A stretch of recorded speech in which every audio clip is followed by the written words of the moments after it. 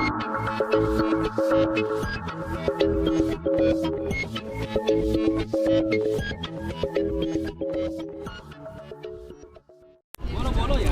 तर्क ज्ञान में आपका स्वागत है। हम दयाल सिंह कॉलेज आए हुए हैं और हमारे साथ वरिष्ठ निर्णायक श्री गोपाल जी हैं, तो इनसे जानते हैं कि इनका अनुभव कैसा है। अनुभव तो देखिए, वाद विवाद जो होता है शुरू से ही, जब भी हम लोग फर्स्ट ईयर सेकेंड ईयर में थे तब जो बहस करते थे, तो एक अलग माहौल होता है। माहौल अलग इस दायरे में होता है कि आप वो तमाम बातें यहाँ कह सकते हैं जिनके लिए आप सोसाइटी में उतनी उन्मुखता नहीं ढूंढ सकते हैं। तो सबसे बढ़िया माहौल तो यही होता है। कॉर्पोरेट में काम करने के बाद आप यहाँ आते हैं, एक अलग माइंडसेट के साथ बातचीत करते हैं, अच्छा लगता है। तमाम तरह के विषयों पर खुलकर बातचीत होती है। जो खुला विषय समाज में नहीं हो सकता है वो यहाँ है, तो ये अच्छा लगता है। जी, तो आप अपने आप में बहुत बेहतर डिबेटर रहे हैं, तो हम आपसे जानना चाहेंगे कि जो पहले समय में, जो आपके समय में जो डिबेट हुआ करती थी और आज के समय की जो डिबेट है, उनमें आपको क्या अंतर देखने को मिलता है? क्या मतलब आपको क्या कोई डिबेट बेहतर लगती है पुराने समय की या आज की, या दोनों में समानता है, या क्या आपका अनुभव क्या है इसके बारे में? जितनी बहसें मैंने देखी हैं उसके आधार पर कहूँ तो एक क्वालिटी के आधार पर मुझे लगता है कि अध्ययनशीलता थोड़ी कम हुई है डिबेटर्स की अब की। हमारे समय में भी ऐसा नहीं है कि सब पढ़ते थे, पर एक होता है ना कि एक उस समय की विशेष की एक समझ बनती है कि इस विषय को अगर बोलना है तो हम पढ़ के बोलेंगे। तो ये पढ़ के बोलने की आदत का मुझे लगता है कि ह्रास हुआ है।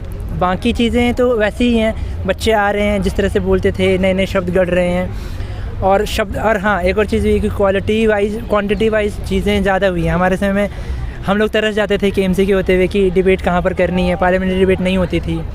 दिग्विजय ने शुरू करवाई थी अपने कॉलेज में, एचजीटीवी खालसा में शुरू हुई थी, एलएसआर में शुरू हुई थी, तो गिन के 3 या 4 कॉलेज थे केएमसी के अलावा। तो एक ये बहुत बड़ा अंतर आया है। अच्छा लगता है देख के कि इतना बड़ा एक हिंदी में बहस का जो पूरा दायरा है। जब आपको बुलाया जाता है तो आते क्यों नहीं है? हर जगह डिबेट में इतना सब कुछ बच्चे भी सीखेंगे, बताइए। नहीं, बिल्कुल। मैं दिल्ली में रहता हूँ तो बिल्कुल आने का प्रयास रहता है। शिवाजी कॉलेज के समय मेरी तबीयत ख़राब हो गई थी, इसलिए नहीं आ पाया था। और बेंगलोर में रहता हूँ तो मुश्किल हो जाता है, पर फ़िलहाल दिल्ली में हूँ और कोशिश रहेगी जितने समय दिल्ली में रहूँ उतने समय दिग्विजय जी से और बाकी लोगों से बातचीत होती रहे, क्योंकि मुझे भी एक तरह से अच्छा लगता है जब बहसें होती हैं, आप चिंतन करते हैं। तो जी, तो क्योंकि आप निर्णायक हैं अभी और आप एक डिबेटर भी रहे हैं, तो आपका ये अनुभव जानना चाहेंगे कि आपको निर्णायक के तौर पर ज़्यादा अच्छा लगता है या आप जब डिबेटर थे तब आपको ज़्यादा अच्छा लगता था?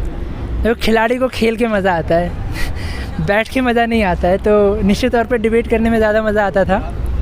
और मैं निर्णायक, जब मैं डिबेट करता था तब भी निर्णायक की भूमिका में रहा हूँ, तो दोनों भूमिकाएं साथ साथ चली हैं मेरी। तो इसलिए जो अंतर था वो साफ साफ शुरू से पता था मुझे। निर्णायक की जो दायरे होते हैं वो सीमित हो जाते हैं, उसे एक सीमित लहजे में अपनी बात बता देनी पड़ती है। पर डिबेटर होने के नाते आप डायरेक्शन दे सकते हैं, तो डायरेक्शन देना और रेफरी बनना हमेशा अलग अलग होता है। जी, तो अगर आपको डिबेट करने का मौका भी दिया जाए, मतलब किसी कंपटीशन में, तो क्या आप करना चाहेंगे? मैं कर लूँगा, डिबेट करने में तो मज़ा आएगा मुझे, करूँगा, बिल्कुल करूँगा।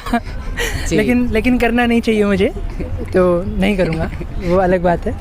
जी, आपके अनुभव के लिए बहुत धन्यवाद। और कोई आप सीख जो देना चाहेंगे जो अभी नए प्रतिभागी आ रहे हैं, जो ना आजकल के डिबेटर हैं, उनको कोई सीख अपने अनुभव से तो बताइए। अपने अनुभव से यही कहूँगा कि देखिए, डिबेट सबसे बड़ी चीज़ हमें ये सिखाती है कि सामने वाला व्यक्ति आपसे कम ज्ञानी है, ये मत मान कर चलिए। तो हर एक डिबेटर, चाहे वो हम उम्र डिबेटर हों, चाहे आपसे छोटे हों, चाहे आपसे बड़े हों, सबको सुनने की आदत डालिए। आप जाते हैं तो, हम लोगों में ये गंदी आदत थी, हम लोग भी जाते थे तो भाग आते थे कि सुनते नहीं थे। अगर आप सुनेंगे ज़्यादा तो अच्छा बोलेंगे। और एक अध्ययन, पढ़ने की आदत भी डालिए, क्योंकि विषय पे जाकर बोल आना एक कला है, लेकिन कला निखरती तभी है जब आप उस कला के बारे में जानकारी हासिल कर लेते हैं। तो अध्ययन जो शीलता है वो जो थोड़ी सी कम हुई है उसे बढ़ाइए। और हिंदी को क्लिष्ट शब्दों का खेल मत बनाइए। जब विषय भी बनते हैं ना, तो आजकल मैं देखता हूँ कि क्लिष्ट शब्द डाल देते हैं। अब जैसे आप ट्रांसलेट करेंगे ओरिएंटेशन का, अभिविन्यास, झुकाव लिख दीजिए, समझ में आ रहा है लोगों को। तो थोड़ा सरल करिए, हिंदी सरल है और सरलीकृत तरीके से भी परिभाषित किया जा सकता है विषय को। तो यही सब चीज़ें हैं। और घबराइए मत कि इंग्लिश का विषय प्रयोग हो गया। ज़्यादा से ज़्यादा हिंदी के विषय को, हिंदी के शब्दों का प्रयोग करने की कोशिश कीजिए। और अगर आप हिंदी में पढ़ेंगे ना तो अपने आप शब्द आ जाएंगे। तो यही 2 चीज़ें कहूँगा कि ये चीज़ बेहतर हो जाएगी। जी, तो गोपाल जी का भी मानना है सुनना चाहिए। तो और प्रतिभागों से उनके अनुभव सुनेंगे। तब तक के लिए धन्यवाद।